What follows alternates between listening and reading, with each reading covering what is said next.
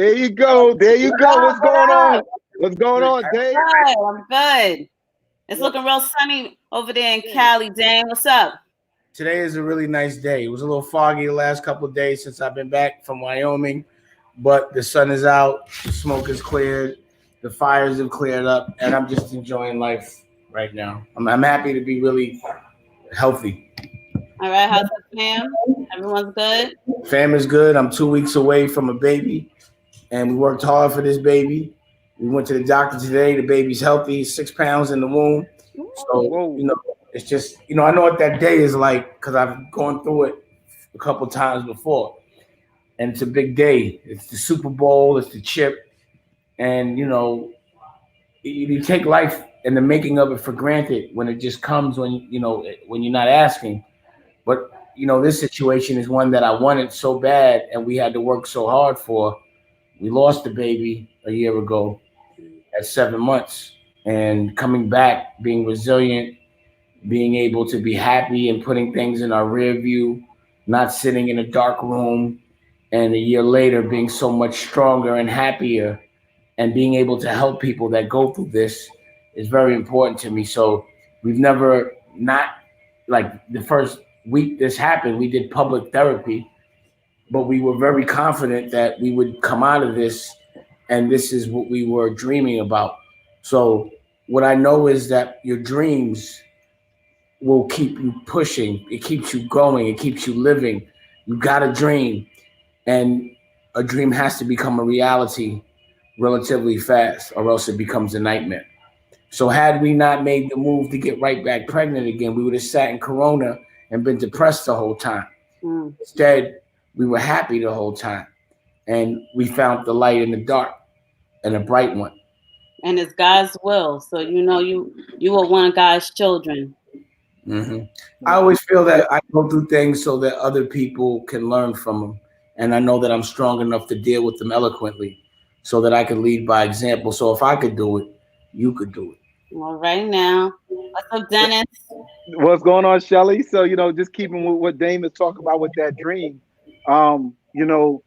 those of us who understand and know what's going on with OSG, seven months ago, it was all a dream, right? Me being able to kind of get this crew together and to watch us grow into one of the biggest, one of the strongest movements that there is right now in this country is nothing short of a dream come true. So I'm extremely happy for that. Dennis, what you have to recognize about OSG is it's a unicorn. It doesn't exist. And that was the reason why I knew, just as the Dame Dash senses, my spidey senses, the second I got there, I knew that it affected me in a way that I had never been affected before. I never saw 90 black principals. I never saw 5 black principals. And I wasn't aware that they could be principals and go and do that and still really care about the children and be swaggy, be cool, and do things for the kids other than what the Board of Education is providing for them. And also fighting for their lives, risking their lives. And there's like an international frame of mind, a common ground, like-minded people that really just fight for love and understand how important the future is. See, your dream is a future because it hasn't happened yet. Every child is a dream. They're our future. And that's what we're very heavily invested in. So, I became an honorary member of OSG because I'm not a principal, but I had to bring something to the table. You did. And I feel proud that I'm able to sit with intellects that are swaggy and learn from them and also teach them. But it's actually been a fair exchange the whole way.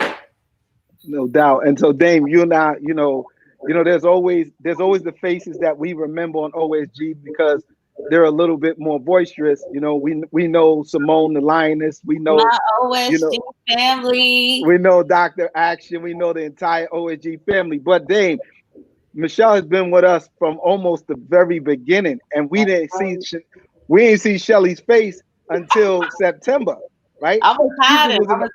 She was hiding the whole time. Strong partner. I was a solid partner. That's our international shy principle. But Ghana, what's up? Ghana. So, that's right. So Shelly, one thing that me and Dane just talked about the dream, and yesterday when I reached out to you and I said, yo, Shelly, listen, I think we got something here for you. Your excitement about it, about being able to to host this town hall was something that I wish that everybody could have experienced that when I called you, right? But I could tell everybody here it was probably one of the prouder moments that I've had, seeing and hearing how excited Michelle was to actually host this town hall event. So go ahead, Michelle. Talk to us. So, Dame and I already talked about our dream. I'm just happy to be in the room. We have some very exciting panelists with us tonight.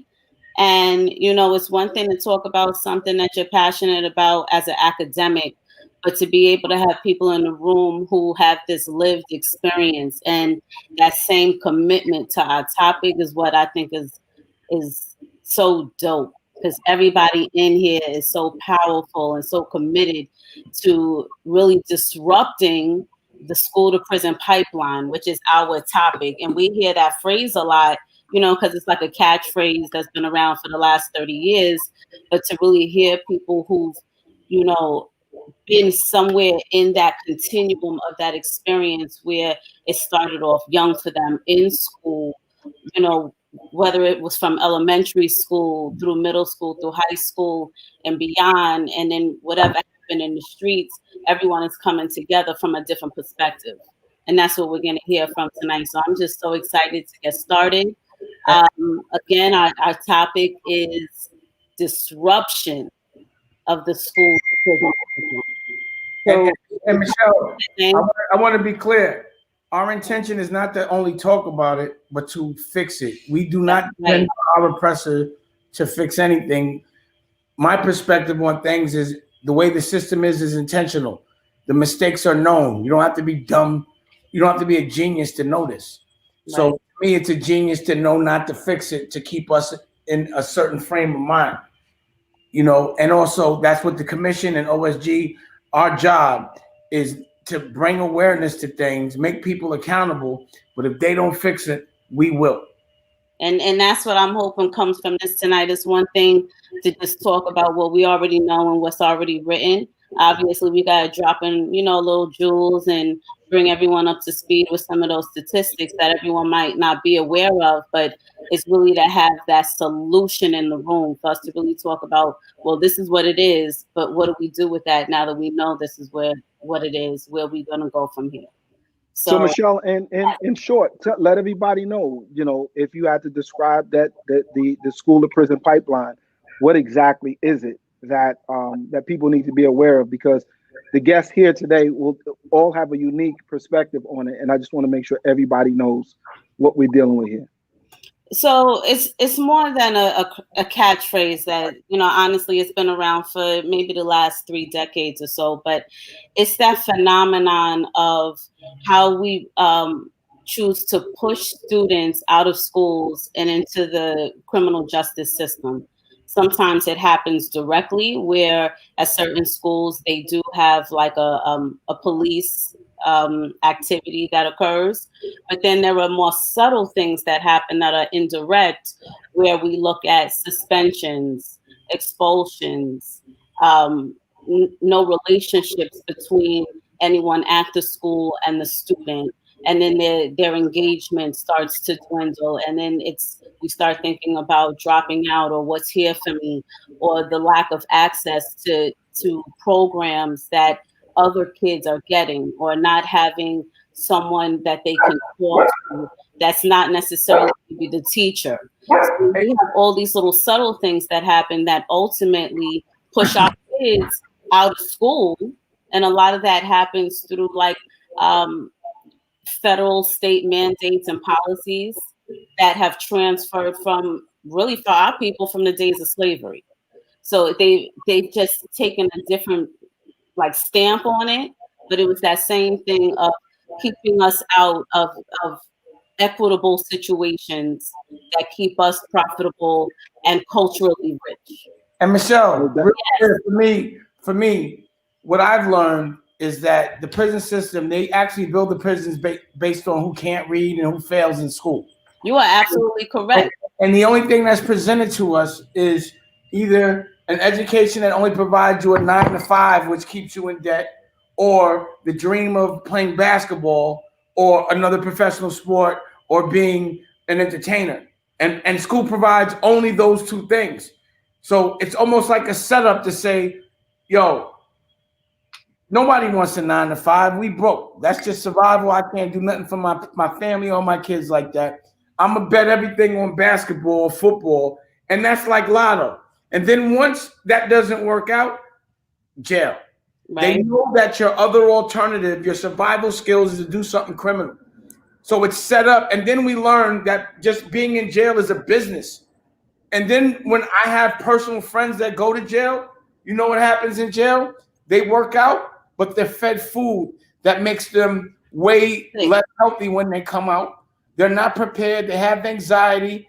The kind of psychological pressure that's put on them makes them make brash decisions. And then when they come out, they have to jump in line with everyone that went to school to survive.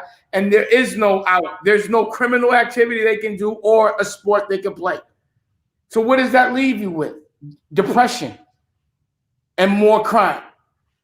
So, and now everything that's going on now, I can guarantee you that they're already saying because people are broke, there's going to be more crime. Let's build more jails. But when we get there, let's not prepare them.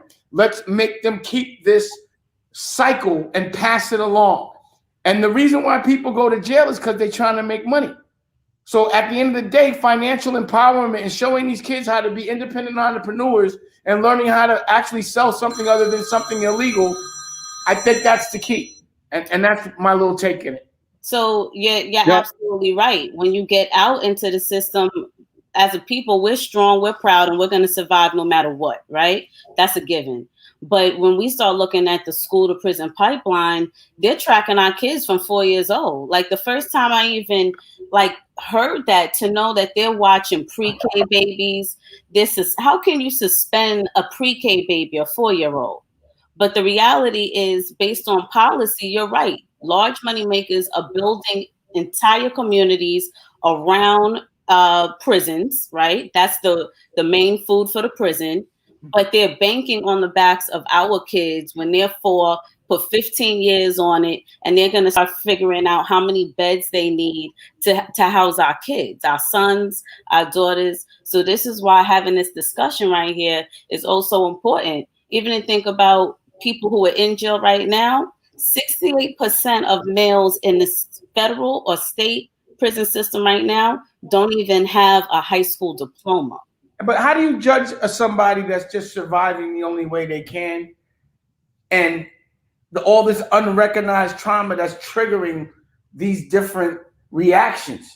So it's known that if you put somebody in survival mode, you put a raccoon in survival mode, they're going to kill to get out of there. And they know where you're going to go. It just seems so strategic. And the only way to keep the best prison reform is to keep our kids out of prison. Teach them how to be entrepreneurs so they don't have to break laws to survive. And I think that you don't break, unless you're in a bad frame of mind, you don't break a law unless you're trying to make money to survive. Most people I know that break laws are actually good people. They're actually better than the people I know that don't break laws, but they actually do break laws, but they're just legal. You know? And again, and the last thing I'm gonna say, and this is something I want to dentist everybody. I don't understand how we still abide by laws that were made by people that had slaves. It's not logical. So that means criminals made laws and we still abide by them. Because if you had a slave right now, you'd be going to jail. So I don't understand why we still abide by laws and education that was implemented by people that had slaves. And I'm done. And so Dame and Michelle, so one of the things that I want us to spend time with today is that when we talk about this pipeline, we usually focus on the end of the pipeline, the prison side. I want us to really talk about the preventive measures that we need to do in schools so that kids don't even reach that end of the pipeline. You got what I'm saying? It's our conversations have always been rich about the penal system and what happens when kids, you know, when they get to the end of that pipeline. we got to talk about what we do in the beginning. And so the best way for us to do that is to actually talk to some of our guests to find out what exactly were their experiences in school, because we might be able to try to help, identify where this thing started. People that just didn't wake up one morning and decide that I wanted to either sell drugs, gun tote, or do those type of things. Somewhere in that pipeline, something happened to trigger their response to that. So it's very important that moving forward throughout the rest of this night, we begin to talk about how and where this pipeline began for so many of our guests. So I'm going to start, if you don't mind me, Michelle, I'm going to start by bringing in our own good friend from Gary, Indiana, Senator Eddie Melton. All right. Senator Eddie Melton, if you're in the building, come on in. There he goes. Senator. What's up, OSG, Senator Melton? Dame Hello, Dash. sir. How's everyone? All right, and you? I'm blessed. Happy to be here with you. Yeah, so I'll ask the first question, Shelly, and then I'll let you take it from there. So, let me ask you that, Senator Melton, that what's really important to me to find out is, think about this pipeline that we discussed, right? From school to prison. Can you kind of talk to me as to what prevented you, or what happened, why you didn't end up at that end of the pipeline? What happened, whether it was in school, what happened with, a particular teacher, friends, what happened, why you didn't reach the end of that pipeline, which is prison? Bro, it was the grace of God. I just got to admit, and Dane touched on this, from the environment I'm from, here in Gary, Indiana. I was involved in a lot of things that could have put me in a position that a lot of my friends ended up in prison or dead. But God seen fit for me to take a different pathway. And it was mentors. It was individuals that stepped up in my life because my father wasn't actively in my life. But however, it was just the love and support from coaches, the faith community that was there to support us. So, good question. You mentioned mentors. Did you find that those mentors were people that embraced you from school, or was it people in your community? It was people from my community. What's crazy is that I had cousins that was in the streets, heavy and deep, and I wanted to be extremely hands-on or right there with them. But I felt like a black sheep. They would push me away. They seen something in me. They were trying to save you. Because I played football. I think the saving grace for me was playing football and sports. Hey, Senator. Yes, sir. So in spending time with you, what I see that you do different is that you can see the future. You know, you're clear. You know what laws can be passed. You know how to draft them up. You understand process. That's a unique quality that a lot of us don't have. And even in you recently helping get Duke released from prison, you had to see what your work was going to do and what the end result was going to be. Can you talk about just seeing what the future is and what you've been doing? Because you're really out there on the front line doing it, and you one of us. I appreciate it, man. I think that seeing that future is, you got to be in tune with your community. You have to know what the need and the desires of community is. And as an elected official, you can't be too large or too big. You got to humble yourself, and you got to be open to listen to what the people are telling you. I got my brother here with me. My brother's home.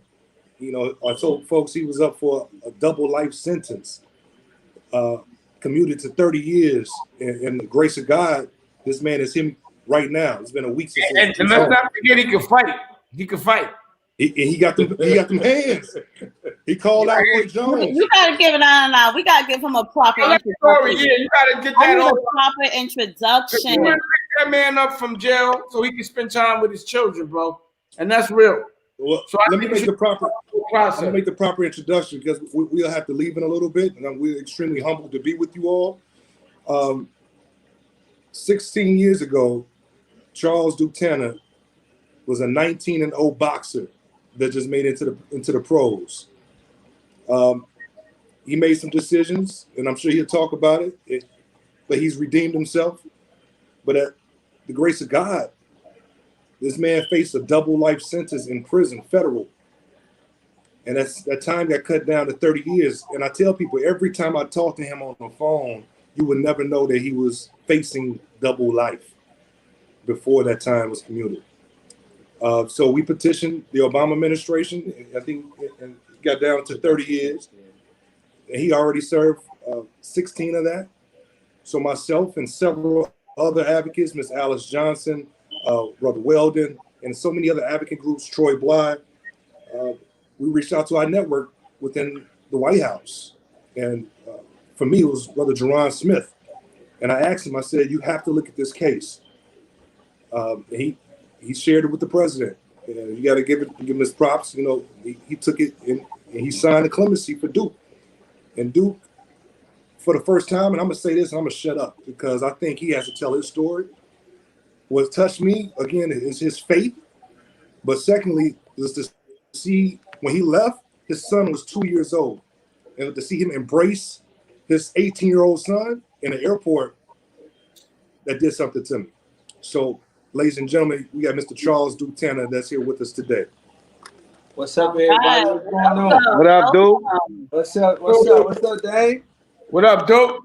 Hey, man, listen, man, you should have seen my son, man. My son said, "Oh, man, Daddy Dang, tweeted. I don't know about this social media stuff, but he's like, man, Daddy, you know David Dash?" I said, "Yeah, man." He's like, "Man, he be having them robes, Daddy. You got to get that robe, that Versace robe, like he be wearing, man."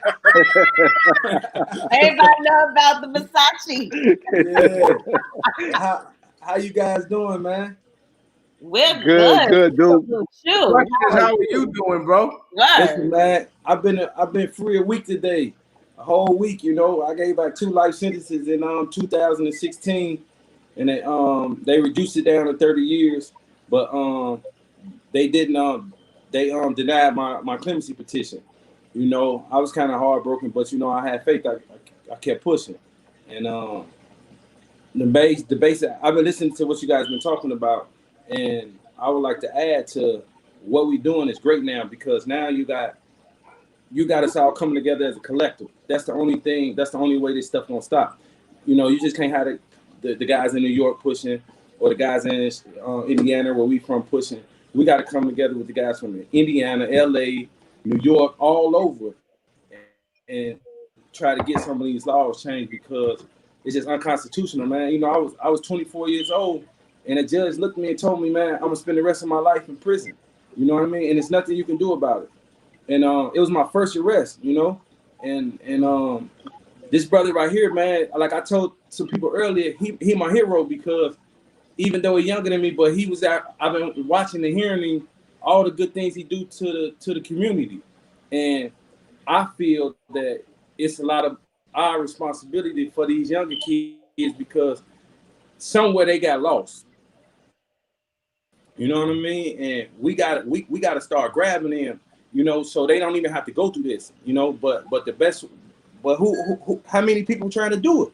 You know, you got a lot of people talking, but is they really trying to do it? You know what I mean? So that's what I'm here for, and I'm supporting them 1,000%. You know what I mean? I started working right then and there. You know, I'm starting training Monday, because I am gonna fight again for sure. You know what I'm saying? I gotta try it, man. I'm telling you, I think I still got it, champ. Word on the street is you might be fighting Roy. Hey, listen, man. You can pass Mike. He like you. You giving us what's the worst thing he can do to me? What's the worst thing he can do to me? I resurrected, man. You know what I mean? Listen, man. For real. In 2015, it was probably 14 is like the worst year of my life, man. All my appeals was done, and I was kind of thinking like, you know, this it. You know what I mean? So I got to do the rest of my life here. I lost my old man. You know, and it was just like, that's it. And then now we switch over 5 years later, and man, I'm on Fox News last night. You know what I'm saying? We gotta make a change though, because it's so many other good men back there that don't have the hope, don't got the faith or the people to communicate for them on the outside. So we gotta fight out here. So therefore, these laws can change and not make them fight for it. Like, to be honest, Trump signed the First Step Act, and that bill is so powerful. so many people should be let go right now, but they start giving them lawyers and making them fight for it and saying it's under the judge's discretion. No, you under a crack case 100 to 100 to 1. I got a good brother, man, named Bobby Suggs and Mike Mason's from my city. They under 100 to 1 law right now, and they still got life sentences. And that law don't even exist no more. You can't explain that to me. And you know, I get emotional about it because I had that death sentence, man, and people don't know what it feels. When you a stand-up guy and you go all the way, you know what I'm saying? And now you sitting there for life. And I got guys in there 20 years from everywhere, 30 years with the life sentence. Well, Duke, let me just say this though. You know what I mean? And I think going back to, you know, Michelle in her earlier conversation with us, you know, this pipeline is real. You got what I'm saying? We keep talking about the end of the pipeline. I want us to get back to where in that pipeline did Duke get into, or that where in that pipeline was there the resistance for him to move forward? What happened? But look, Dennis, think about it. He was escaping a social class two ways. Either it was criminally or it was from being a boxer. And even still, that's his dream, to fight, to make money. And that's all they leave us with. No one teaches us in education how to be an entrepreneur. No one teaches us how to pass. No, but then let Duke say that though, because I want to hear from Duke. I want to hear from Duke what it is, because you know what, every man got to live there directly. Like Duke, when you were a child. Nah, because it's not about when he was a child. Dame, you get out of a social class. Dame, listen. So Duke, what I'm asking you is because it could have happened when you were younger. When you were 4, 5, 6, 7 years old, it could have happened when you were an adolescent. It could have happened when you was a teenager. I'm just basically trying to identify, because we got an audience here that is actually going to be dealing with the same thing, because we got principals of elementary schools, middle schools, and high schools. But Dennis, I think your story is important. Dennis, what I'm trying to tell you is this: coming from exactly where he was coming from. But Dame, I didn't come from that. And that's why I'm going to fight that, because my argument with Duke is, I want to know from Duke, where did you come from, Duke? Where did the problem start? Because I know Dame know, but the world don't know. Well, I was trying to put it in layman's terms. You was putting it in principle terms. I was trying to.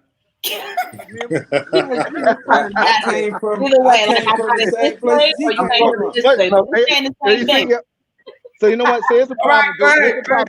Here's the problem with Dame. When he don't wear his OSG shirt, when he don't wear his OSG hoodie, he ain't a principal. So today he don't want to be a principal. So I'm gonna be a principal. He bossed up. He telling us hoodie is made by Poppington, and I'm wearing Poppington, so I'm still OSG. So it's all good. My man. So talk to us, Big Dude. Yeah, tell us where it all began for you, and I also want you to include, like, I believe you said that your son was 2, right, when you went away, and now he's 18. Right. So I saw the pictures, because I tried to do a little homework on everyone tonight, and I saw that was real dope. How everyone met you at the airport in Philly. I saw the picture with your son. So how did you keep that relationship, you know, strong? And what are you telling him to avoid? You know, okay, what was that before I answer that question, I didn't clearly understand what Dennis was asking me, because I would like to answer that question, you know, from my point of view. Yeah, so Duke, what I was asking, so again, so the topic is about a school to prison pipeline, right? And so you ended up in prison, and we wanted to kind of know and try to help identify some of the things that may have happened along the way while you were going to and through school that might have led to some of your decisions. It don't necessarily physically have to be in the school building. It could be about friends that you went to school with, those type of things. So I wanted to kind of talk a little bit more about the school side of it, so that we can kind of identify some structures that we can put in place. Like I think he's saying, what made you say, I'm gonna choose this to get money? Right. Okay. So to break it down, those guys that was pushing this guy off the streets and off the block was me. You know what I mean? And those friends and cousins that he had was my friends. But I was like him. I went to school. I actually, based on my boxing, I went to a private school. But me too. Yeah, I went to a private school, graduated from it, and I turned pro at 18 years old because I was tired of seeing where my people was at. So I wanted to use boxing to take them from this little small town of Gary, Indiana. Now, I got hurt during the time and the boxing wasn't picking up. So all my friends was in the streets. So I went to the streets and ended up in prison. You know what I mean? I broke the law. But the thing about it is I wanted to take responsibility for what I done and exercise my constitutional right. And because I done that, I ended up with a double life sentence. But then this is exactly what I was saying. But it's all right. It's all right for you not to be the guest right now, Dane. I want to hear from Duke. Can I hear from Duke? Let me just say this. I'm identifying it. This is exactly what I said. He looked at sports as a way out when he got hurt. The only thing left was criminal activity. That's all I was saying. Okay, let me share this real quick. And that's systematic. That's systematic. I'm going to say this. I'm not a former educator, right? I served on the State Board of Education in Indiana. And as a board member on the State Board of Education, this is before I was elected, I seen something that triggered me to want to ask questions. I asked for data. I said, I want to know across the entire state of Indiana, the number of students that are suspended or expelled from schools. They provided a report from Indiana University, and that report showed that in a disproportionate amount of African-American Black boys and Black girls were being suspended and expelled for school for minor offenses, right? Now, you know, as educators, if you miss one day of school, or if you miss a week of school, and then you get Title 20, which they call it here, you get 2 weeks of school, you miss almost that entire school year of school learning. So my friends and family members, you know, I've been suspended before, but I had a support system that would get me back in there and get me back on track. But I've had friends and associates that would get suspended and expelled, and you might not ever see them come back. They may not ever come back to school again. And I'm talking about 6th, 7th, 8th grade because they didn't have that support system back home. What were those type of offenses that they were getting expelled from school for? And here's the policy. I got expelled for parking in my principal's spot. What? I got expelled. My principal, Frankie, in Westside High, told me I could kick most students out for being late 3 times. I usually don't, but I'm kicking you out for parking in my spot. I had a 300Z. No, but that's an interesting question. But here's what in that data, in that report, and folks can go and look at it. You'll see a laundry list of truancy, fighting, paraphernalia, but the largest percentage across the board was other. You had a significant percentage. There was no definition. So what you find in a lot of communities that you have people that are not of our background, not of our culture, that don't know how to manage us in a classroom.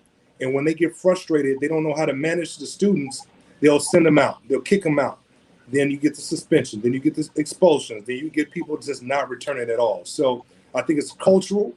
I think it's leadership in terms of some of these schools, in terms of how to cultural sensitivity and getting folks to understand how to educate Black and brown children. And like I said, I'm not an educator, but I've seen it as a policymaker, and these are the issues that we got to start addressing. I think they just set us up to fail so that they can build more jails. But we got to control that narrative, which I think is why we're here right now. You're right. That other box is what they call discretionary offenses, which means it's at the discretion of that school's administration to decide if they're going to suspend or expel. And it could be for something as small as refusing to take a hat off in the hallway, or your earbuds, or removing your hoodie. We've seen a lot of videos where it has nothing to do with gender. Like, they'll flip girls on the floor. I don't know if any of you have seen some of those videos, but it's not a game. So we do need to start looking at it from, the seat that you're in as well, Like, what can we do on a state level or a federal level? Because so many states are supported by those federal dollars that they feel compelled to enact those zero tolerance policies. Right. So what's your take on that? What can we do about that? For the zero tolerance policies, I think that's going to vary from state to state and school to schools. I just wanted to add this because we may have to jump off in just a little bit. One thing I wanted to just also pull out, in some school corporations in the state of Indiana, when you have an oversaturation of police officers in the building as security guards, and you have the metal detectors, and you have this culture that's established, it seems like it gets folks in the mindset like they're already in jail. Yeah. You know, so that's part of it too. School definitely feels like jail. Public school. Yeah, so it's a system, it's a culture, and I think a lot of innovation has to take place when it comes down to that. But like I said, I'm extremely happy that my brother is here, and he's able to reach and teach not just the youth, but give his perspective to educators and folks like that. And Duke, we got to make that movie on Black Rocky with your story. So I'm waiting for that. It's coming, man. We just got to keep putting it together. Now, Michelle, to a question with my son. Mm-hmm. You know, I left when he was 2 years old, but you know, that was my first kid. So, you know, I made a vow to myself that I'm gonna be in his life. I used every tool, every instrument that the BOP had to offer. I wrote. Sometimes, you know, I done whatever I could do, visits or whatever, and I prayed about our relationship. I prayed about our bond. And if you saw that video, you can only imagine how it was, you know. And man, we been together every day, you know. I got my sweats on to go. He don't want to take me in the mall. He said, "Pops, man, your pants too big. We can't go in the mall. We're gonna go in the side store." And you know, they can't go in there with me like that. Huh? I'll be trying to tell Dennis about his pants, pause, but that's another. Yeah, so you know, he goes there and says, "Man, you got me in all these tight pants, man. What did you own?" But you know, we got a bond and we got a relationship with. It was a couple of his little buddies that he grew up with. This one little kid named Devin. Man, this little kid special. You know, he lost his dad, you know, at a young age. So him and my son been friends for like a long time. So, you know, it goes back to what happened with Eddie. Like, we got to mentor these kids too, you know, because if ain't nobody there, some of these so-called leaders out here now, what is they leading them to? You know what I mean? So we got to stay in their ear. And it might not be your kid or whatnot, but little shorty came and hugged me and embraced me so hard because for the last 10 years, I've been in his life too from behind the wall. So, you know, so we got a relationship that's like deep. I've been hanging out with more of them than some of my older homies. You know, I got some of my older homies like, man, bro, you don't want to pull up on us. I've been with a bunch of 18, 19-year-olds, just hanging out with them, talking and telling them the stories and letting them know, like, for real, this ain't what you want back there. You know what I mean? I'm living proof. I made it out of it now, but it's not worth it. We got to talk. We got to save these kids. You know what I mean? Right group. Don't let your friends pressure you. So your experience in prison, how was that? Was there anything rehabilitative? Any therapy? How did you deal with all the things that were in front of you? What was there anything that helped you while you were in there that they provided? And if not, what can we provide to help rehabilitate or at least help while someone's going through what you went through? To be honest, though, to be honest, everything I feel like it was self-rehabilitation. They not giving us nothing. You know, they on the outside talking like, yeah, this available, that is available, this available. We got this at this prison. They show y'all this beautiful menu. Like, we eat these burgers and chicken every week. It's not cut like that. Now, it was one program. It's called the Life Connection Program. It's a faith-based program. It's 18 months. It's for people that's getting ready to go home. Now, that program, I took it when I had a life sentence. So the people like, what you trying to take it for? You got an elbow. You ain't going home. But I took it because it connected me on so many levels, and it's based on what you put in it. It teach you about parenting. It teach you about banking. It teach you about your victims. It teach you about so many different things And the more you put in it, the more you get out of it. But my thing is, and what I think people should be talking about is the sentencing reform. Because at the end of the day, I was telling the brother earlier, it's like going to the doctor, taking medication. If you're sick and you go to the doctor, he give you the right amount of medication, boom, your cold is out of there. If he don't give you enough medication, you're gonna have to come back and get a higher dose. But if he give you too much medication, it's either gonna give you some type of disability or not kill you. Now, look at what they're doing with this prison time. Now, if you give a guy a little smack on the wrist, if he don't learn, guess what? He's gonna come back. If you give him the right amount of time, he's gonna go do what he needs to do, and you never see him again. But come on, you're giving a guy a life sentence. What do we have to live for? You killing him already.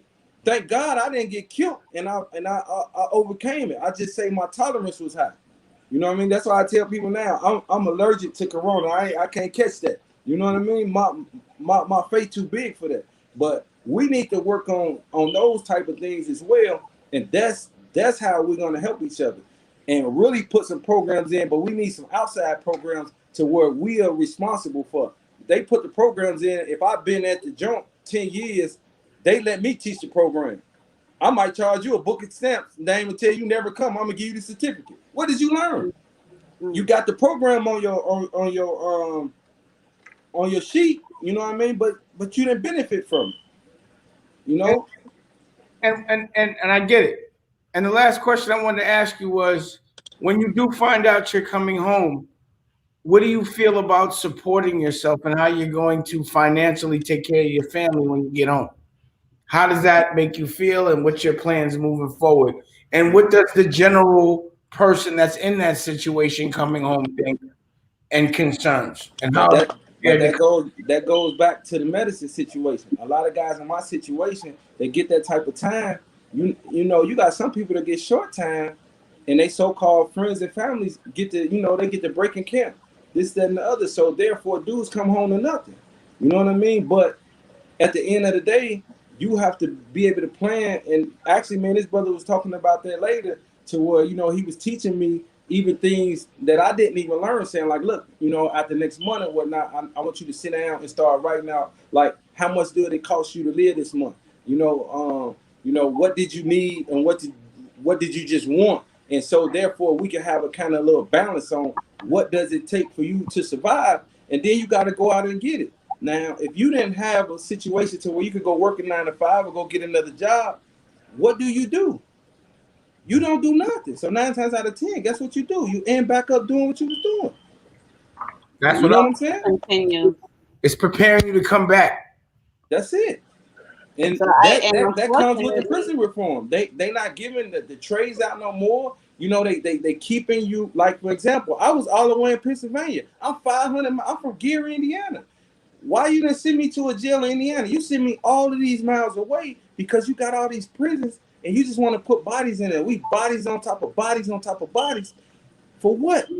You don't want to move a guy. So therefore, if I took certain programs at Allenwood, like, for example, with me, I took a lot of programs. So at the last prison that I was just at Allenwood, the programs that was left to us for like, short timers like flagger and stuff like that, driving a forklift, it was for people that was short. But because I had my out day was November 2030. So every time new shortcomers come in, it bumps me back at the back of the list. Now look, I asked the dude, man, let me take the class. Once I gave back an elbow, you don't know what can happen to me. What if he would have let me take the class? I could have learned how to drive a forklift. What if I wanted to get a job? He didn't even let me learn it. So the dudes that he put ahead of me, guess what? I'm at home and they still in prison right now. But you pushed me to the back. You didn't want me to rehabilitate. Hey, you didn't want me to learn. Hey Duke, let me just bring in our next guest real quick. Loon. Loon he's gonna jump off in a minute, but I know he wanted to say what's up to you. Loon, you on here? Jump on in, Loon. My brother Loon. What's up, brother? Trying to bring him in. Loon, where you at? I think he had, because I know he was getting ready to go pray. So I wanted to try to get him on. He said he wanted to say what's up to Duke, but Duke, he definitely wanted to, to tell you how proud he was of you, and he said he got an opportunity speak to you the other day. So y'all got a lot of work to do together. So he said he just texted me and said he got to go pray. So I know, you know, he's doing the right thing, man. Hey, make sure you tell him, man. We took a picture. My manager Troy took a picture of us on what we was doing there. No, they FaceTime. We FaceTiming, right? So they take the pictures. We both smiling so hard, and everybody like, man, y'all look like dead. Brothers, y'all look just like Jeff, he got the big old beard and whatnot. They're like brothers. Hey, dang, man, you gotta send me one of them robes, man. My son said I gotta put that robe. I gotta get the Versace robe like you, man. I got you. That's what's up. I got you. So, Dennis, let's bring someone else that's waiting in the wings into this conversation. Everybody in his family. We got a lot of people waiting back there. That's right. So let's bring in Mayor Patterson for Money on Mount Vernon. We got to jump off. Thank you all right, so fellas. Much. Thank y'all so much. Man, hey, listen, man. I love y'all, man, and man, I want to do whatever I can, man, to help. So whatever I could do to help in any type of way, I'm willing to go all the way with it. I don't care if it's just you might see a little kid and ain't got nobody to talk to. Man, give him my number and let me call him and try to put some wisdom in his ear, so therefore he don't go back, man. Please, man. We definitely gotta get him in the OSG. Call on you for that. Trust and believe. And also, I gotta do your OG stories. Man, I'm ready, man. With the center, just set it up. I'm ready for you whenever you want to do it, bro. Whenever you're ready, I'm here. Next week. I can't wait. You're gonna go what? 20-0? That's what's up next. Hey, look. 20-0. Hey, look. I'm getting another one in there. Like I said, I know too much to get hurt. You know what I'm saying? So I gotta try my luck. I'm gonna go get in shape. Take me about 6 months. I'm gonna try my hand. You fighting cruiserweight, right? Yeah, I'm bid to make 205. So tell Roy to make me look good with the Tyson fight. He my dream fight, man. Coming 205. Either he beat me up, I beat him up. I don't want to do the exhibition though. I want to fight. So either he beat me up or I beat him up, and we shake hands and hugs because I love dude, man. I never met him, but I love him, man. He my favorite fighter. So if anybody beat me up, I'd rather it be him. You know what I'm saying? He could be like my big brother, like he beat me up. You know. Or if you rather knock your big brother out too. Or I get down on him. You know what I'm saying? And then I hug him at the end and be like, man, it's over with. Oh, yeah. Move around. Right. Listen, Muhammad Ali had that same experience. Dave, tell me what you need on hot boxing, man. Definitely. I'm definitely hot. Hey, I'm ready for a story. Dave, set it up, all right? Bet. I'm gonna try to set that up. You make the date, I'm ready. I'm going. Whatever the date is, you make it. Hey, Senator Melton, I'll text you later. I might want Duke to come on tomorrow on OSG to talk to the principals. So if Duke is available tomorrow 4 o'clock Eastern Standard Time, I want him on talking to the principals. Right? All right, I get y'all connected. Hey man, no doubt, fellas. Y'all take care. Okay? Love y'all too. Good night. All right, Duke. Wow, that was powerful. You know, Dame. You know, I find that, you know, as of late, man, me and you've been doing a lot of fighting, man. You know, I guess for whatever reason, I'm starting to be more like you, man, and I appreciate that, Dame. I appreciate everything that you've done and how you teach me how to buck and to fight when you need to fight. And so I just want you to know, a number of love between me and you always. Pause, but you know how me and you go. Do me a favor. After this, I want you to listen to that Ralph Transvent song. That sensitivity song. Sensitive. My God. Absolutely. Well, come over, Shell. Bring in our next guest. Bring I heard someone shout out Mayor Sean, Mayor's sister, Auntie, everyone's best friend in their head. I remember we love this lady. Jack of all trades, dropping every week. Hi. Hey, what's up, everybody? Good seeing you. Hey, Michelle. Hey, Hey. What's going on? I really enjoyed Duke. I enjoyed the senator. Good look. Well, now it's a lady's turn right here, because for anyone who does not know, Miss Mayor Sean Patterson Howard, I believe, is the first African-American woman. First woman, period. To hold that seat in West Money Mount Vernon. So Mayor Sean has been on with OSG consistently now for a few weeks. And from day one, I think everyone who's ever been on the call has just been so in love with you.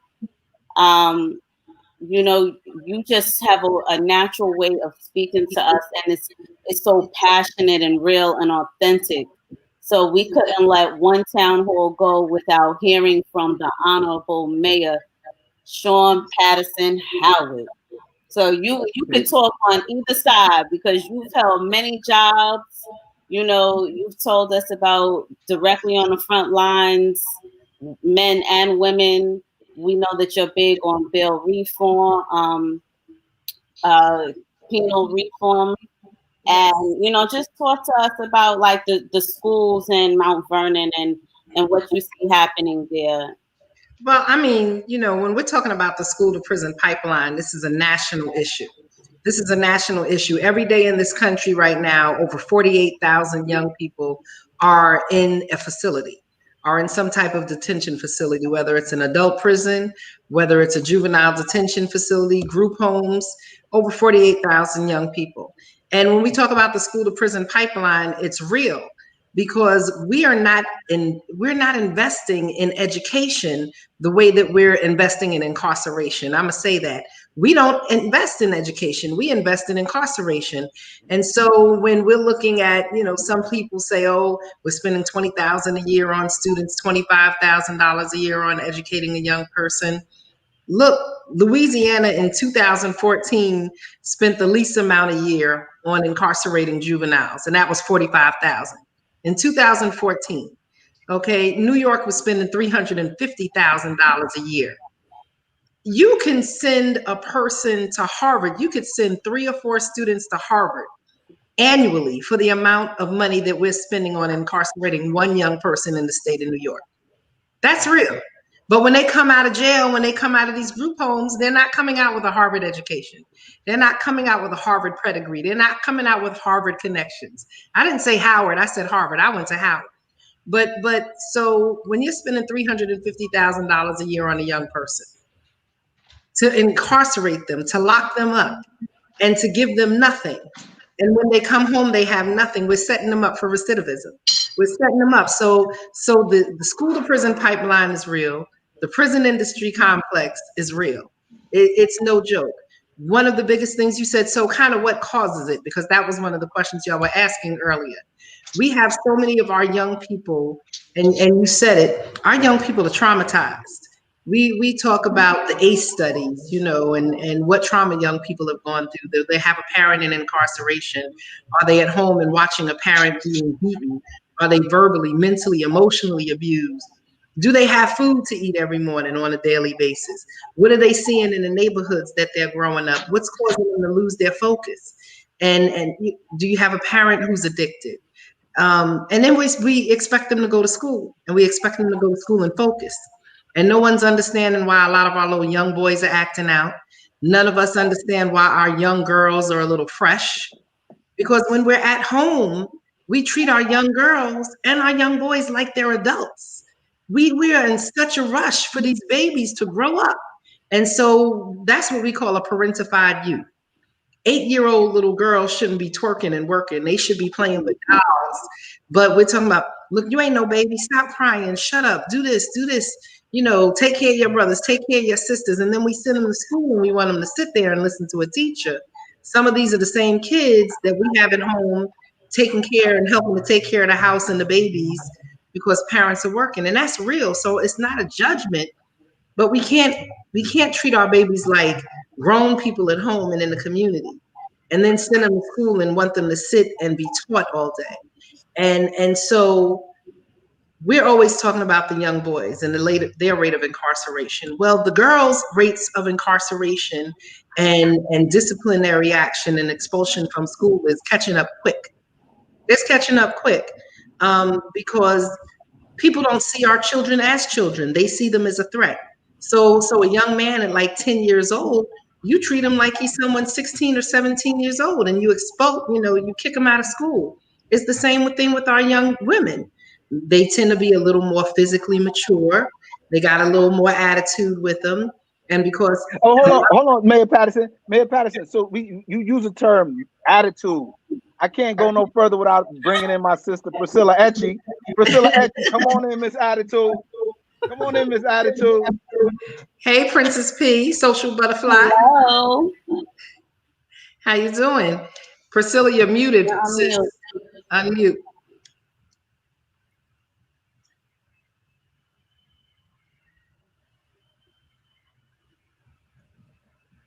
She not hitting it. Well, while we're waiting on her to unmute, so I mean that's one of the things. So because we're spending that amount of money on incarceration, and we're spending, a lot of states are spending 5 times more on incarcerating a young person than they are educating a young person.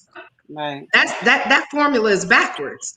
You can't tell me that we believe in education, and so because we're not educating them, they're going to jail. Because we're not providing them with services in jail, they come home and they just continue to fuel the adult prison system. And that's real talk.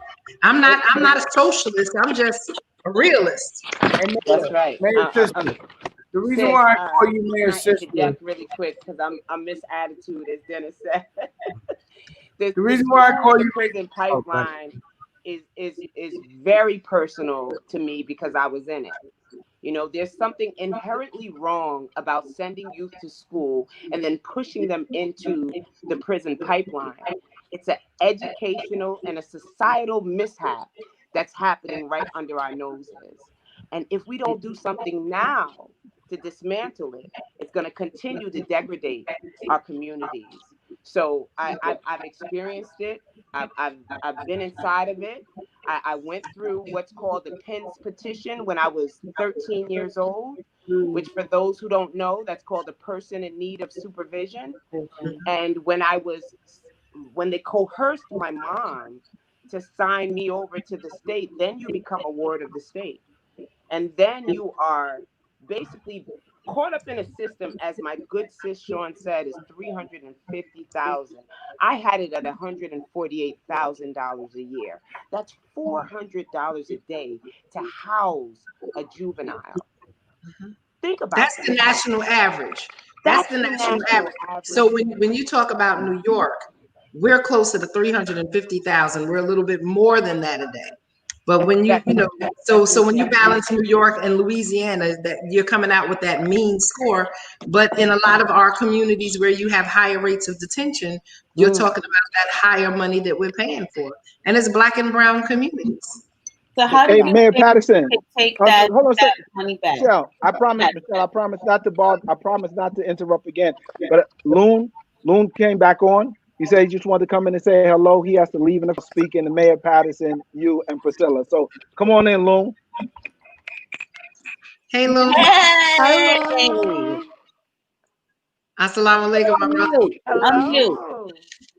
You gotta unmute. Unmute, Loon. I can hear you.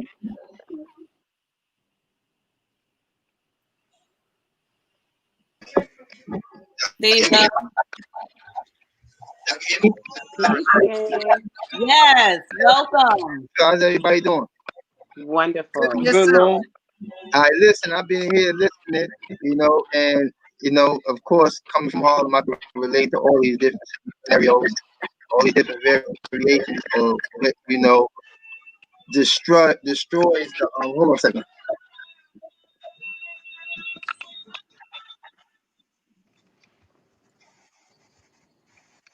I definitely have a question for the ladies. Is there anything we can do about that echo? Hold on a second. Hey, how you turn this off? Is there anything we can do about that echo? It's all the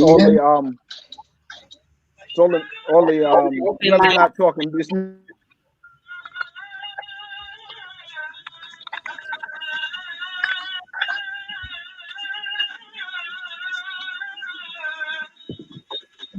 So really quickly, while we're waiting for Amir, he's back. All right. Real quick, I just wanted to say that growing up in school, And I was raised by my grandparents, and you know, when the crack era came, you know, it definitely impacted our communities, you know, immensely. And I was one of the victims of that epidemic because my mom, my pops, they were legends in the street. You know, they used to run with Nicky Barnes. You know, my grandfather, he just passed 2 years ago. He was real tight with Bumpy Johnson. And I grew up around the Rich and Alpos and AZs. So, you know, I come from 3 generations, you know what I'm saying, pretty much a hustlers, you know what I'm saying? But you know, just like everybody in the 70s, they fell to the crack era. You know, these were the people who were, you know, were thriving in the street game. And, you know, when this free base or this crack came through, you know what I'm saying, it ripped everybody down. And I literally watched, you know, people that used to be teachers, you know what I'm saying, gradually going through the transformation of, you know what I'm saying, going from public servants, you know, people who had state jobs, you know, dudes that had a lot of money, so on and so forth. Just literally, you know, a lot of this generation, they never seen that. You know what I'm saying? I don't know what the epidemic that struck them now as far as what, you know, affects the youth today. You know, I'm aware of some of the things, but I'm just saying what was so impactful was when crack came through. So me as a kid, you know, academically, I was sharp. You know, I love school. You know, school was definitely a place of refuge for me, and it actually aided me, and it was therapeutic for me in a sense because it took my mind off my mother. You know, I had my grandmother, I had my grandfather. I knew what love was. I had structure. I was in a home where I was loved and cared for. But you never really fully function right without your mother or without your father. You know, because there's never no replacement for that. And I believe that a lot of my behavior issues came from that yearning, you know, to have my mother or to, you know, be with my mother or constantly like every time I used to hear sirens, gunshots, whatever, and I never knew what my mother was, you know, and I knew the type of things that used to happen to people back then. You know, the murder rate was ridiculous. You know what I'm saying? So every time you heard shots and smoke clear, it was always somebody laid out. And back then, you know, Dame, you remember, you only had like one meat truck for the whole 5 boroughs. So you could lay out there for 17 hours while they picking up bodies in Brooklyn and the Bronx and all that. By the time they come to Harlem, we done went, seen the body, went, played ball, took a shower, changed clothes, came back, you still laid out. You know, so a lot of things that we was exposed to that, you know, this generation can't really identify with that trauma. A lot of it is self-inflicted here, but we were dealing with something that just, you know, swooped through our neighborhoods and took all of us by surprise. So anyway, academically, I went to some of the best schools. You know what I'm saying? I got kicked out of pretty much every school I went to. You know what I'm saying? I went to PS 84, you know what I'm saying, 194 on 44th Street. And I was in the same block as LA, dude that put Rich Porter on. I was in that block. Sickle had all the stores and stuff on, you know what I'm saying, on 7th Avenue. So like this is what I was exposed to. Yeah, Big Apple, you know what I'm saying, across the street, Pinball City. So the community, you know, was lit. You know, we had all of these things that substituted for what was actually going on out there. You know what I'm saying? So these were the things that kind of distracted us as kids, and we still had the ability to have kids, even though there was an epidemic that was brewing. And back then, because I'm just learning today what a community school, you know, actually, you know, entails as far as reaping the benefits of budgeting and so on and so forth. But I always felt like I was a part of the community school. You know what I'm saying? Because the community was involved. Everybody in the community was involved, not just from, you know, businesses and other, you know, certain state or city departments. It was also everybody in the community as well. You know what I'm saying? Like when you did something wrong in school, you might have got passed down all the way till you got home. Like, I mean, like ass got whipped simultaneously all the way till you got home. You know what I'm saying? Because that was a part of how the community worked. That's you know that old school love. Yeah, you know what I'm saying? So by the time you get home, ass raw. Like you actually, you try to broker for punishment. Like, look, I just stay in the house for a couple of days. I can't get beat no more. But anyway, my acting out, you know, my behavior issues came from, you know, an absence, which was my mother. But academically, I was soaring. You know, a lot of y'all know, like on the academic side of the report card, I had all E's. When you turn that joint to the other side, it was all U's. You know what I'm saying? Everything plays well with others, all of that. My whole behavior joint on the other side of the report card. You know what I'm saying? That's why when my grandmother used to give it, so I used to give it to the academic side first, because I know I had E's, satisfactories, excellence, A's, whatever the case may be. But as soon as she flipped that joint over, it was a consistent reality that, plagued me all the way through school. I actually had to go to therapy. You know what I'm saying? This was provided back then that, I couldn't even go to public school without therapy. So for 4 years, every Monday and Thursday, there was a city college student that was actually getting school credit for giving me therapy sessions. That was provided through the school? Well, it was recommended by the school in order for me, it was a condition in order for me to go to public school. It wasn't like this was a condition to going to private school. I had to go through the same thing, Moon. Yeah. You know I what had I'm to saying? go to therapy twice a week and I didn't talk to him. But you know what's crazy, Moon? Like all these things you're saying and all the names I'm hearing, that was our normal. We didn't think that there was anything wrong with it. We didn't recognize it as trauma. We didn't know that 98% of the world doesn't have to see people get killed, doesn't have to sell drugs to eat, and doesn't have to see women get beat and men get beat and all that. Our normal was so much different than the average normal to the extent that going to jail is part of our normal. Yeah. But I'm gonna tell you what's so unique about my story, because even though I excelled academically, you know what I'm saying, that my behavior issues, I remember always having these gatherings with principals and stuff like that, who always took in consideration that academically I soared. You know what I'm saying? But my behavior was definitely unacceptable. You know what I'm saying? I didn't really have a voice. You know what I'm saying? I didn't know how to articulate the pain. You know what I'm saying? The pain was there, and it was only known to adults. But like Daniel said, to your peers, it was normal. Because when you get in congregation with your peers, it's like, oh yeah, my moms get hot too. Oh yeah, my pops, that nigga locked up. And it was just a common conversation that made it this kind of sadistic normality that we accepted. And that is what you call unrecognized trauma. But the academics, the desire now, because I was so appreciative of my grandmother. My grandmother's 90 years old right now. I'm trying to like tend to her from here. Then I come up to New York and I'm like, trying to spend time with her. But my grandmother didn't have to raise me. You know what I'm saying? And I was always mindful of that. And no matter how much, she loved me and cared for me, it was just that void that needed to be filled that she couldn't fill because she was not actually my mother, but she was my mother. My mother was like my sister in the street. Honestly, the coke with my mother was so dope, like drugs with my mother. Like my mother was my sister. I did stuff with her that I do with my peers. Right. Everybody on 40th Street know Carol Hawkins. Everybody. She gave a lot of them their first $100. Jay Black, all of them, like they got their first $100 from Carol Hawkins. And she in the Mr. Untouchable documentary heavy. Yeah, no question.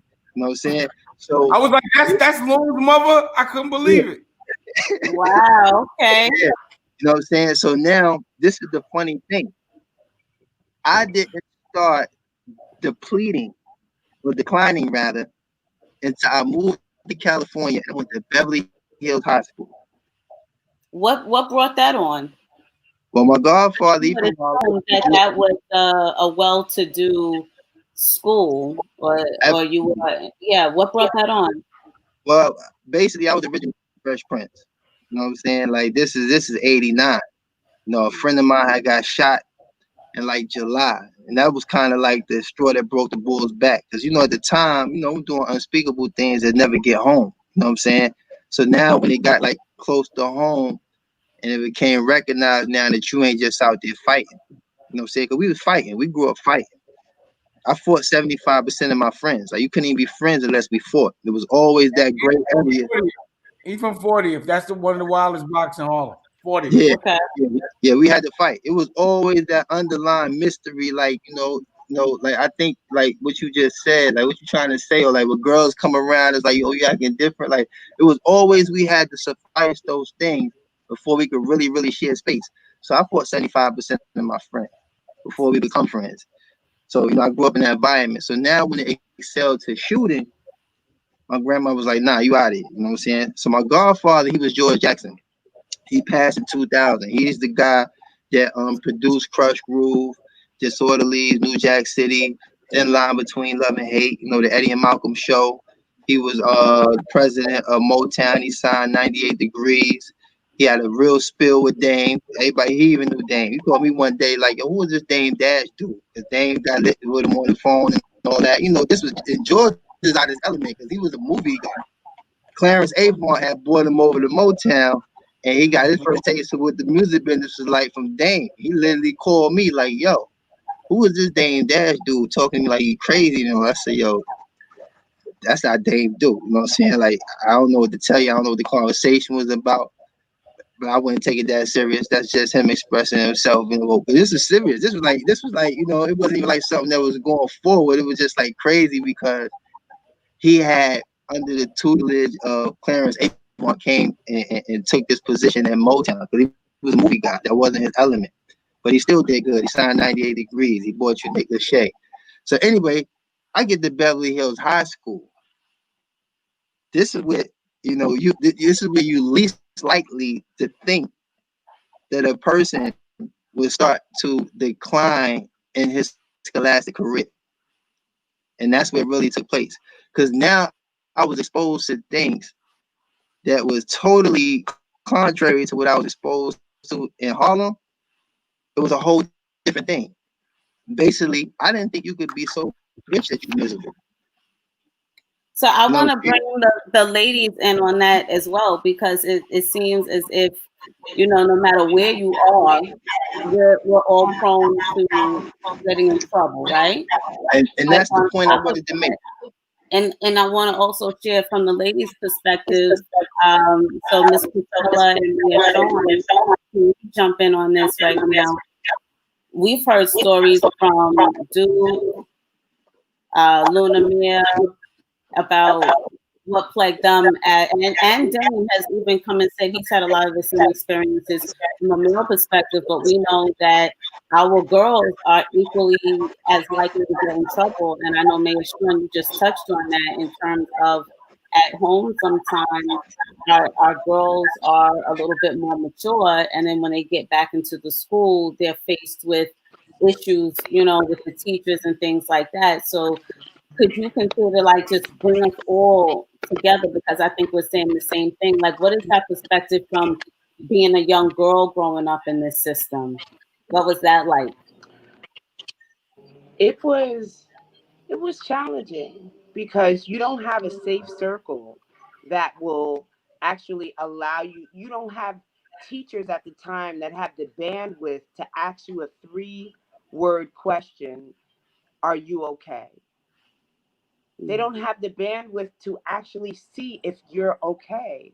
So you end up acting out. And as just to piggyback off what Loon was saying, because of the issues he was going through with his mom, that kind of manifests itself in your behavior. And as my good sis was saying, with girls, you don't really get a chance to, you're considered fresh. If you're a hyper creative and you act out because you have nobody to talk to, you're dealing with adult issues as a child. You're food insecure. You're going through all of these issues and you just don't know who that you can go to talk to. So for me, as a hyper creative and acting out in that way, I wasn't understood, and I was put on a PINS petition, and then I was signed over to the state. And basically you have the school system and the court system convincing your guardian that the best thing to do is to sign you over so that they can make money off of you. And then when they sign you over so that they can make money off you, it's hundreds of thousands of dollars more than it would cost just to get you a social worker, a therapist, at $10,400 a year for a social worker or therapist. You're talking about $300,000 from the state. So then you know what type of game is being played. You cost money as a child. So being sent away, it was hard. You feel like nobody understands you. There's nobody to talk to. You can't go back to your home because, again, you're facing those adult issues and you're sent away. And now you just have to deal with that. And as you're sent away, you have people that, like Khalif Browder, when they check in, they don't check back out mentally. And they kill themselves.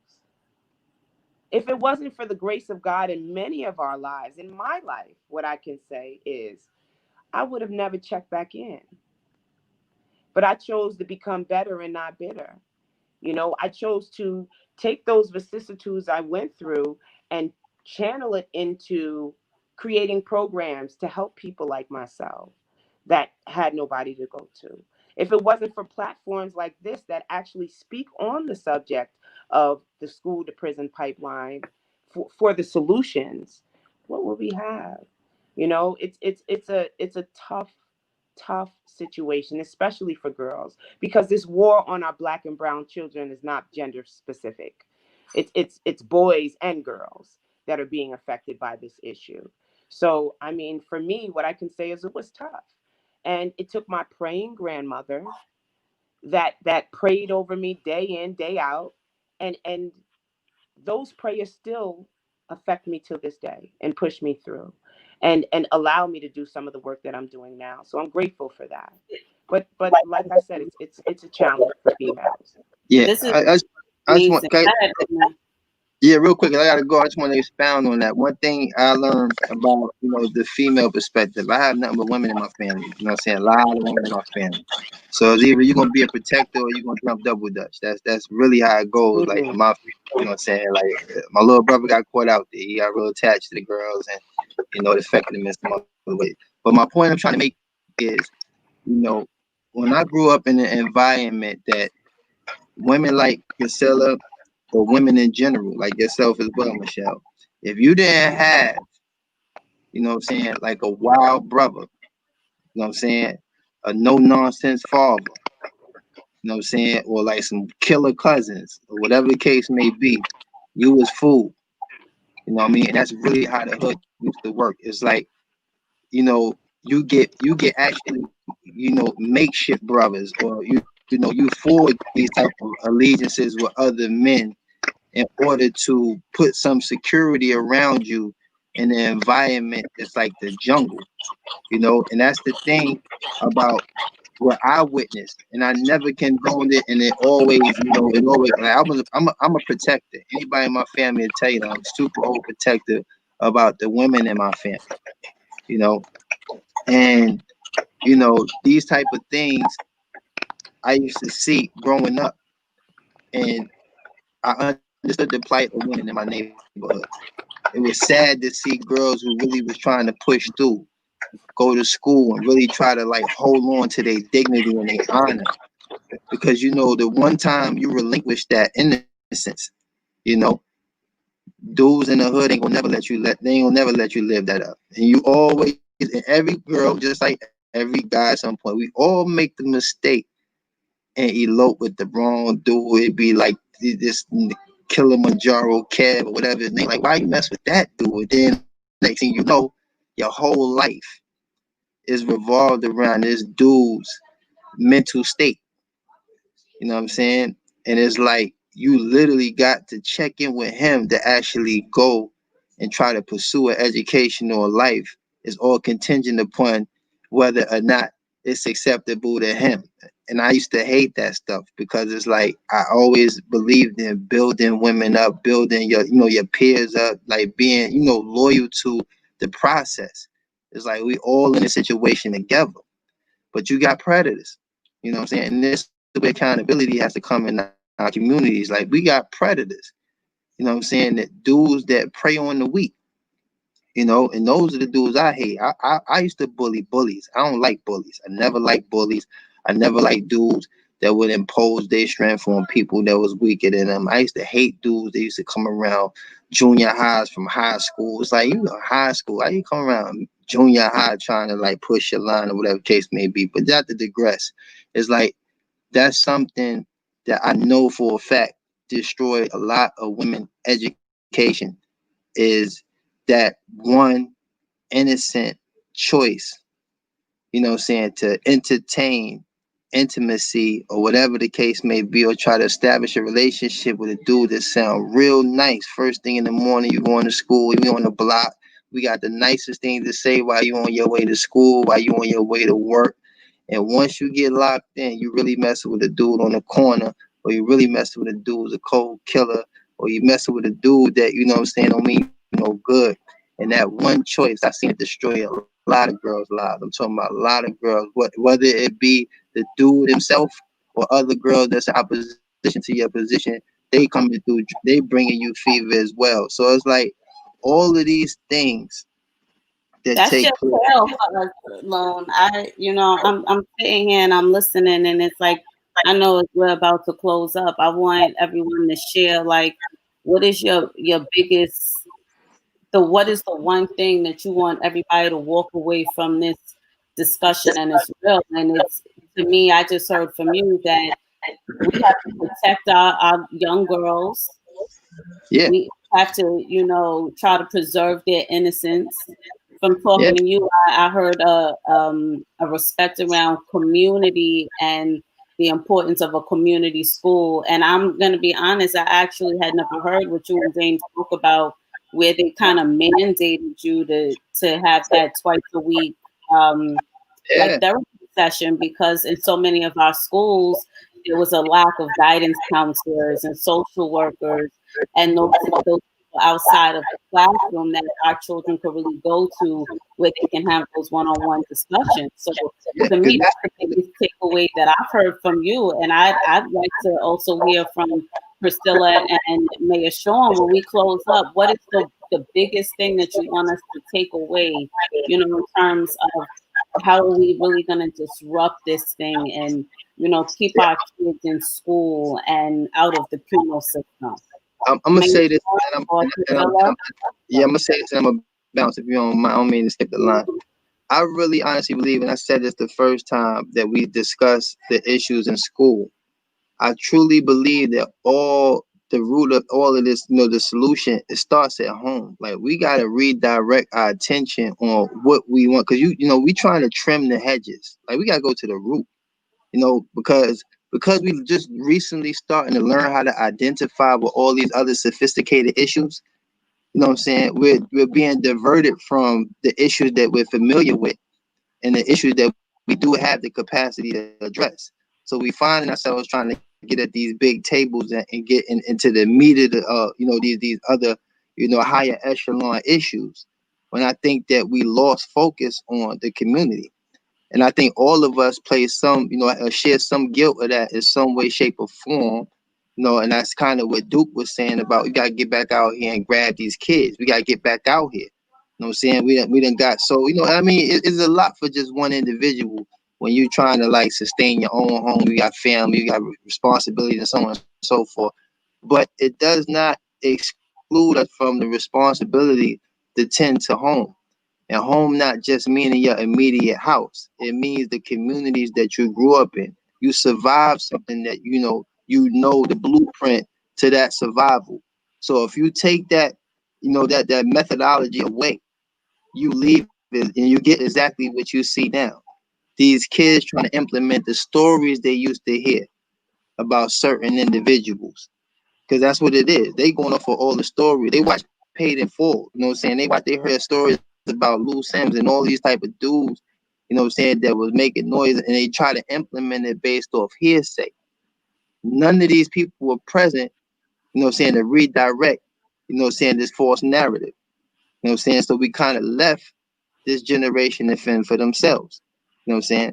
So I honestly believe that it has to be more invested in how we return back to home. Because when you watch Rocky, I'm gonna leave on this note. Every time Rocky get knocked out, he go right back to Philly chasing chickens and punching meat. He go right back to the way Mickey first trained him. He goes back to the source. He don't go away from it, because deviating from it is what got him knocked out. As soon as he go back to the source, you know, everything starts to, work itself out. So I honestly think that going back to the source, going back to reestablishing the foundation in which all of this is established upon. Because education and all of these things are all tied in. They all tied into how, this resonates at home. Because education, like when you go to school could just be a pastime, depending on how it's structured at home. But if it becomes Agreed. something, yeah, if it becomes something that's applicable to, stability in a home, then you're being groomed to stabilize yourself when when you mature enough and you become an adult. But if you don't know that your contribution to you pursuing an education is contingent upon bringing stability to the home, then you don't see the responsibility that's tied into the necessity of getting the education.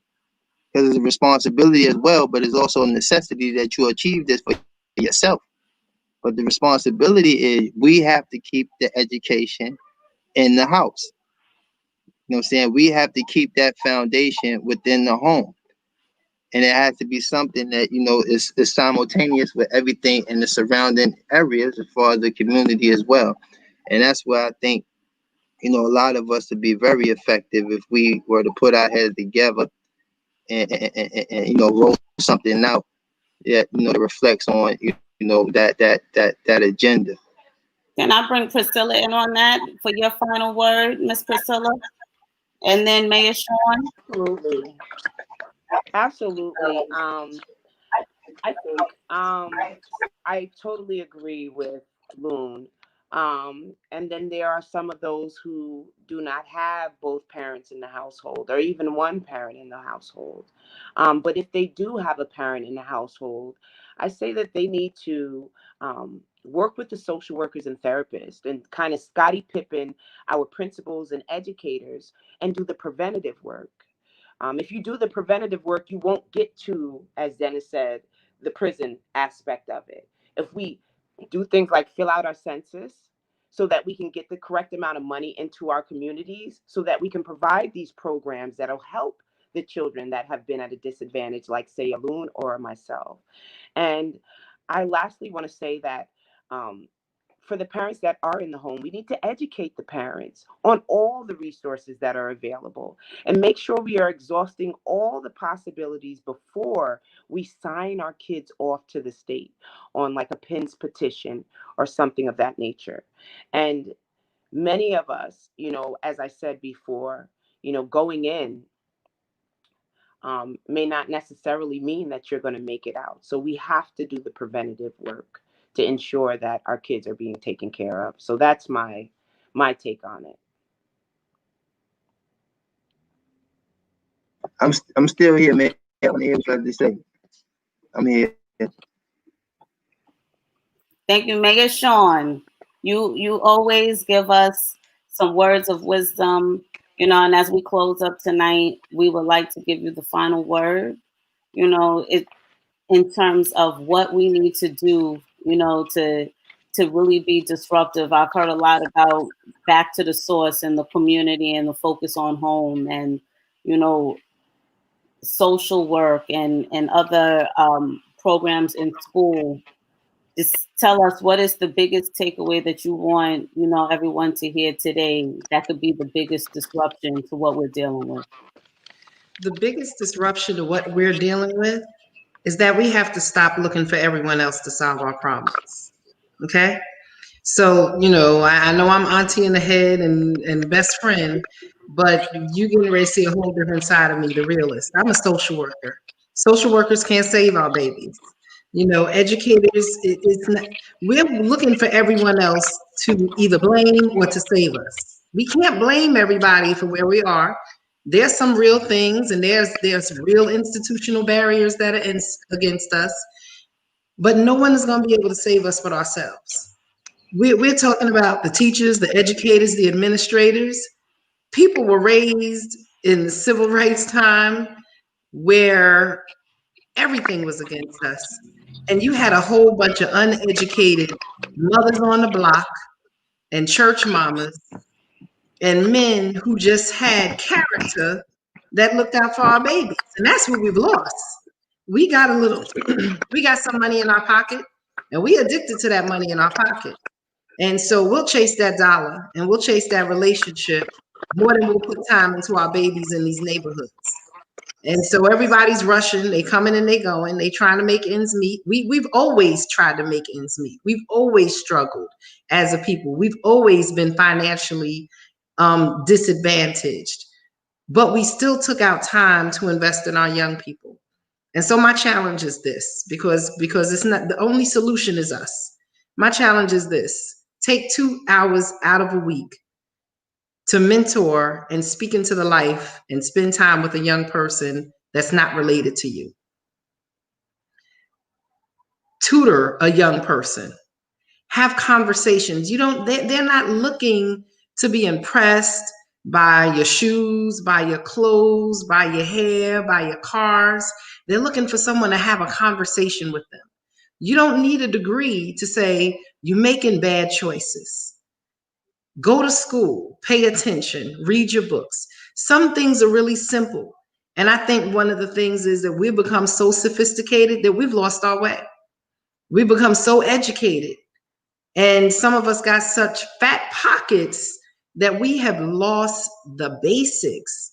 And the basics are that we got to love our babies. The basics is that we got to encourage our babies and that we have to speak life into them. Dennis said when we were up at Children's Village, he said, we messed up. We hurt our babies. He said, I'm sorry that we weren't there to have conversations at the dinner table. I'm sorry that we not taking out time. Be really clear. I was raised by a single mother. I did not have a silver spoon in my mouth. I worked full time since I was at the end of 9th grade, and I got married at 19. No one gave me anything. I made some bad choices. A lot of us as young girls, whether you got pregnant as a teenager and you had that baby or you had an abortion, many of us were date raped. Many of us ran and we chased after the guys who had a little bit of money. Many of us dated older guys because we were tired of listening to our mothers and our fathers or whoever was in our life, and we wanted to be grown. So we saw much more and we experienced much more than we should have ever experienced between the ages of 14 and 18 years old. But we have to make decisions and we have to hold ourselves to a higher level of responsibility than we are right now. We can't do it all. But whether you have a master's degree, a doctorate's degree, or you got a degree from the block of life, you have something that you can say that can make a difference and an impact in a young person's life. So stop and speak to them. Stop and say hi. When you see them standing on the block, stop, what's up, little man? What's up, little girl? What's up, little queen? Not to get in their drawers, but to speak life and encourage them. That's what we need to do. And some of that is just really, really basic. You don't need a degree to mentor a child. You don't need a degree to encourage them. And you don't need a degree to tell them that they're going in the wrong direction. Life right now is about choices. And we're either going to make the choice to go the right way or we're going to make a choice to go the wrong way. And as we see them going the wrong way, we got to invest. And we also have to pay attention. If that child is bringing money into the house that you can't explain, I know your pockets might be tight and you might want that you might want that flat screen, but you got to make sure that you can't ignore what's happening and then sit there and cry when that baby's blood is rolling down the street or they get incarcerated. We got to pay attention to what's happening to our babies. And I was at a vigil a few weeks ago because it was about a shooting. And one of the mothers said, get in your kid's phone the way you get in your man's phone. Get in your kid's phone the way you get in your man's phone. We know where our man is at. We got apps tracking them, where they at, where you been, why ain't you get home on time? And our kids, we don't know where they at. We don't know who they're hanging with. We don't know who their friends are. We talking about, I ain't going to their room. No, be a mother, be an auntie, be a grandmother. You have every right to be in their business. And if you're not being in their business, you're going to be visiting them in jail or you're going to be visiting them at a graveside. And that might sound hard, and I'm not Republican, I'm not conservative, I'm not judging anybody, I'm just being honest. And sometimes as family, we have to have an honest and a hard conversation with each other because it's not the time to have that honest conversation when we go and visiting them 5 states away. Or when we're burying them, or we lighting candles, or we wearing their name on a t-shirt, and then we're doing that. And we sit here and we put so much emphasis on what happens when our babies, when something goes wrong. If I was a young person and I had no hope, then everyone celebrates you after you're dead. What are we doing to celebrating our kids that are doing the right thing or trying to do the right thing?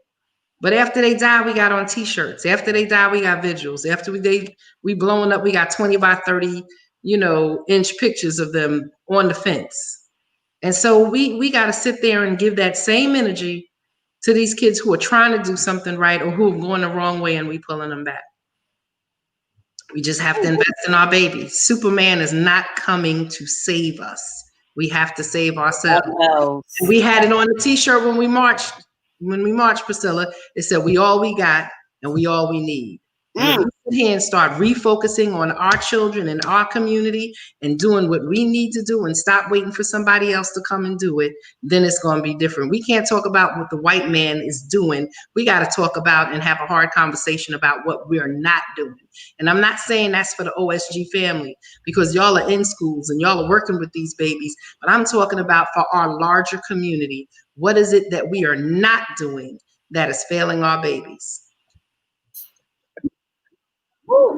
And Mayor Patterson, you know, Dame says a lot. You know what I'm saying? Dame is a big proponent of us understanding our oppressors they're here to oppress us, period. They're not here for any other reason. They're not here for any other reason. And so when I hear you say that, all I keep hearing Dame keep reminding everybody is that the change that we're looking to be, we're that change. And again, and you know, it's funny, like I said, it's always weird to me how when you go back years, decades of hearing Dame say what he said, the stuff that Dame is saying, Mayor Patterson, and he's always said, is something very similar to what you said. We are going to change the narrative. It's about us and what we're going to do. So, I mean, you know, before we get out of here, definitely need to hear Dame. You know what I mean? Dame heard and said a lot today. And I think that it's only fitting that our brother, you know, really, you know, drive the point home about what we as OSG are doing, what we're going to continue to do. And, you know, Priscilla and Mayor Patterson and everybody else who's come on, they're part of the family. So Dame, you know, what would you like to share with the people before we get up out of here? Well, first and foremost, what I love the most about everyone that's speaking about the people is they are the people. So when I look at politicians, like I see a president that's a billionaire. Every Republican president has either been an actor or a billionaire since the last, you know, 2 decades. You can't relate to people.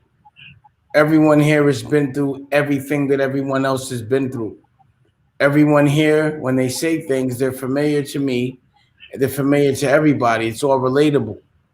You know, what's happened, what I'm seeing is we are all aware. We've been enlightened enough to know that we can control the narrative. We don't need them.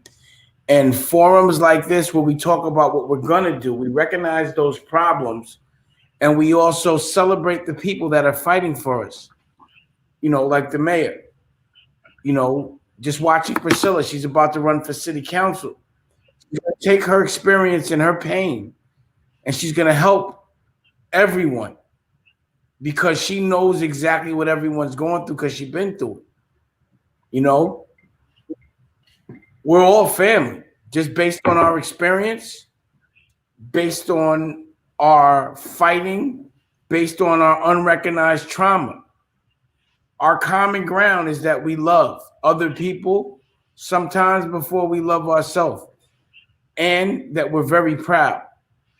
So when I hear us talk and I hear us learn from our experiences, I know that nothing we've gone through is a loss, and that the only reason why we went through it is because we're strong enough and fly enough and cool enough to survive it. So people that aren't don't have to go through the same thing if they're smart enough to listen. And this is what it looks like to help. This is what it looks like to do things. It's flat. It's cool.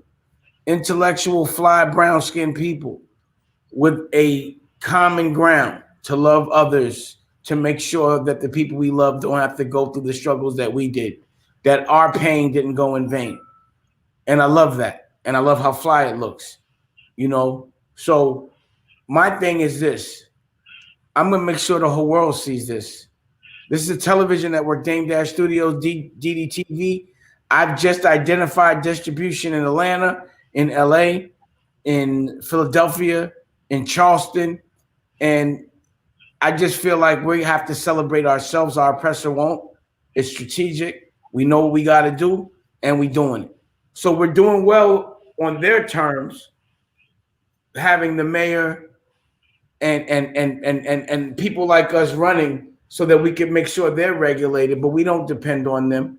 Even if we're over there, we still do what we have to do to make sure that the people we love are protected, regardless of what they say and how much we get paid to do it. None of us really do this for a job.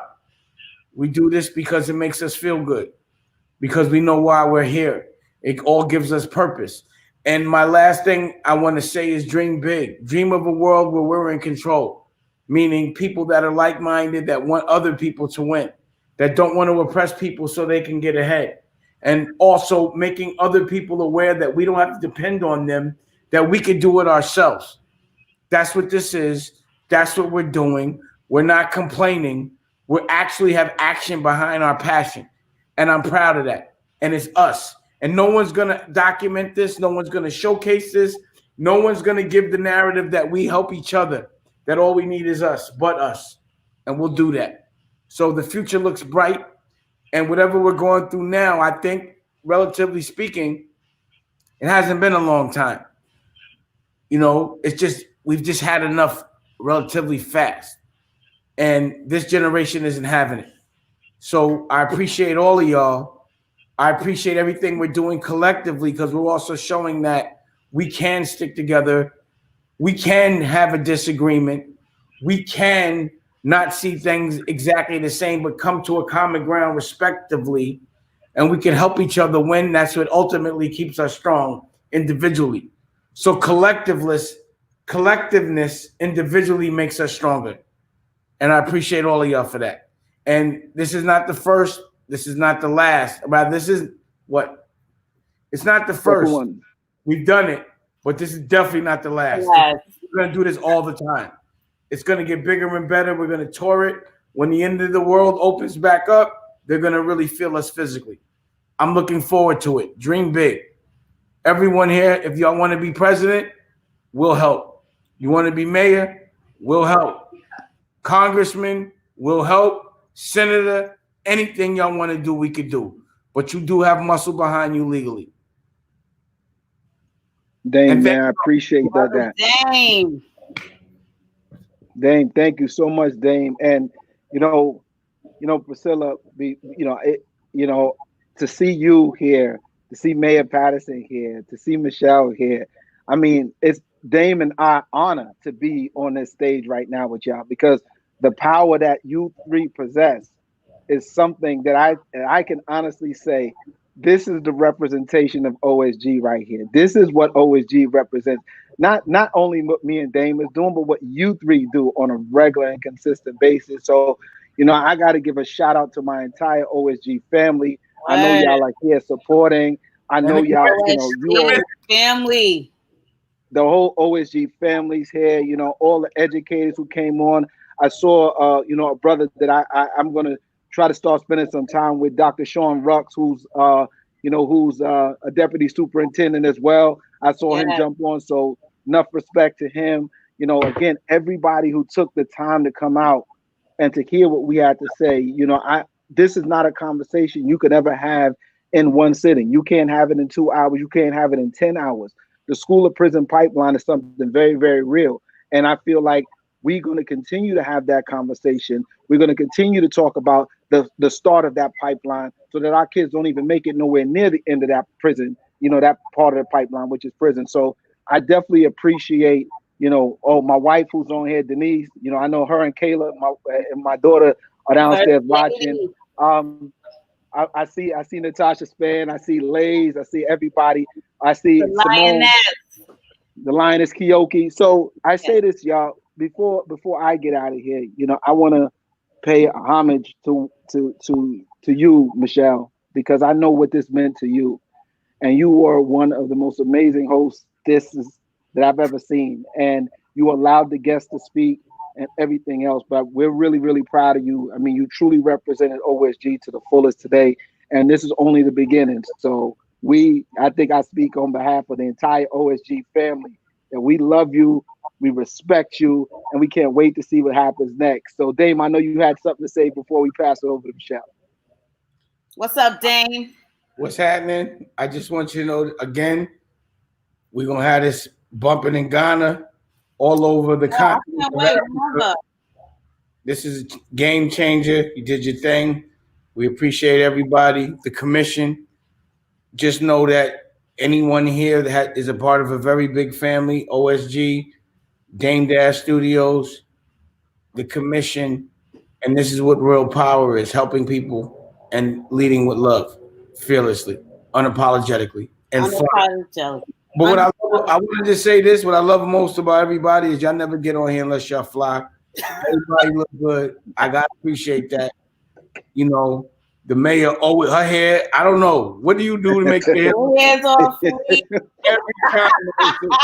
I got an appointment tomorrow. I almost pulled this joint in a ponytail. I was like, you look good in the top knot too. I know it all look good, but I appreciate all of y'all. And I honestly believe that if any one of y'all want to be president, governor, or whatever, that it would be better for us. And I invest in women.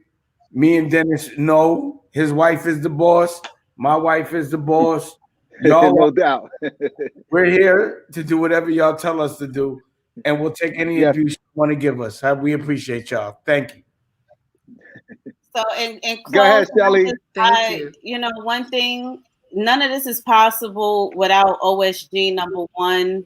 You know, the chairman right here, Easy Breezy, Dennis McKeezy. And we have Dame Dash Studios, who constantly reminds us that we don't put things on YouTube, we put them on networks. So he always has us thinking big, because if you don't think big, you're not going to make it there. So this was, as they said, this is the beginning. We can't even see what the end is, because there is no end. This is just a continuation.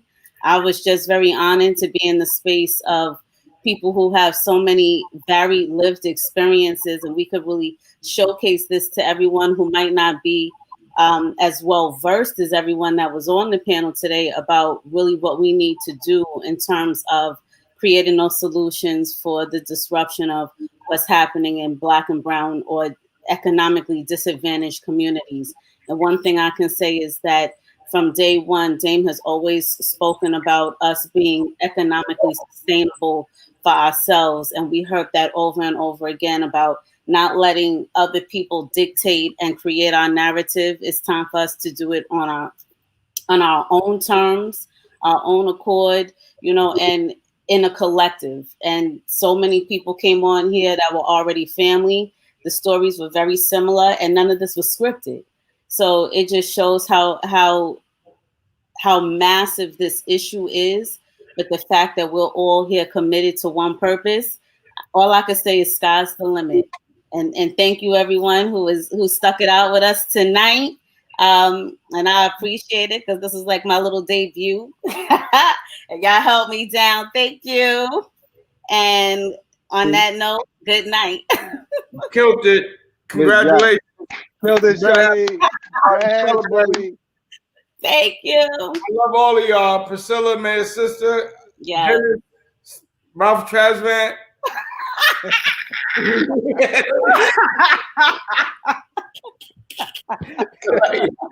My God. You're a mess, Dave. Oh man. Priscilla, Maya, we love y'all. Thank you so much. Look at y'all. Y'all look like superstars. Go ahead, Michelle. Look at what you did, girl. Look at what you did, Michelle. This space. You put this together, this whole OSG commission. So you know, this is the commission. I had to find my little space in it. You know, I was just happy to be here. So good night, everyone, and thank you again for hanging out with us tonight. Thank y'all. OSG for life. Take care, y'all.